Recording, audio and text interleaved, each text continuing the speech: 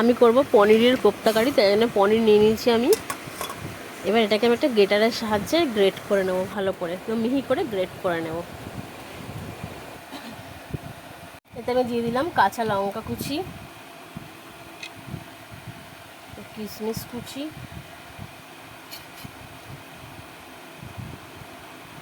আদা গ্রেট করে রাখা ছিল আদা, নুন, দিলাম একটু চিনি,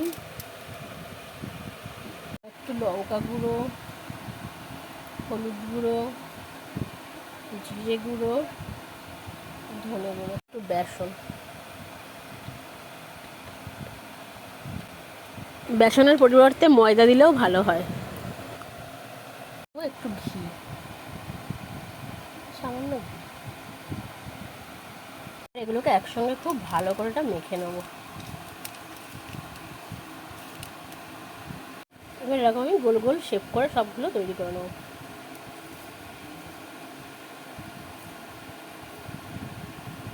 আমি গোল করে নিয়েছি। এবার কড়াই আমি তেল দিয়ে দিয়েছি, তেলটা গরম হতে গেলে আমি তারপরে ভেজে নেব।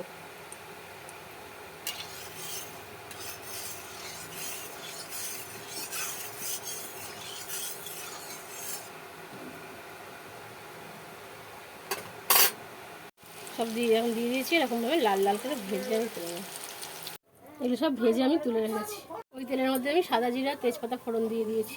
এবার দিয়ে দিচ্ছি আলুগুলো একটু ভাজা ভাজা হতে যাবে।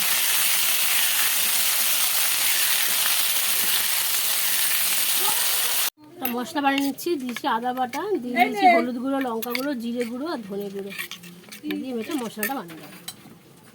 সামান্য একটু জল দিয়ে দিলাম, টমেটো আর একটা কাঁচা লঙ্কা দিয়ে ভাজবো। এবার আমি ভিজিয়ে রাখা মশলাটাকে দিয়ে দিয়েছি, দিয়ে একটুখানি কষবো না, দিয়ে দিলাম একটু মিষ্টি, ভালো করে কষবো।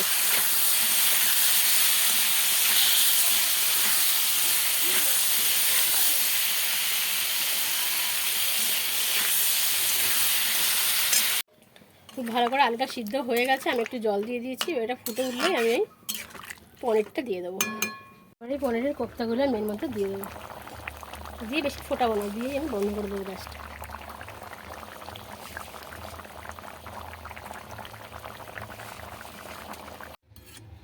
নিরামিষ কোপ্তা কারি রেডি পনিরের।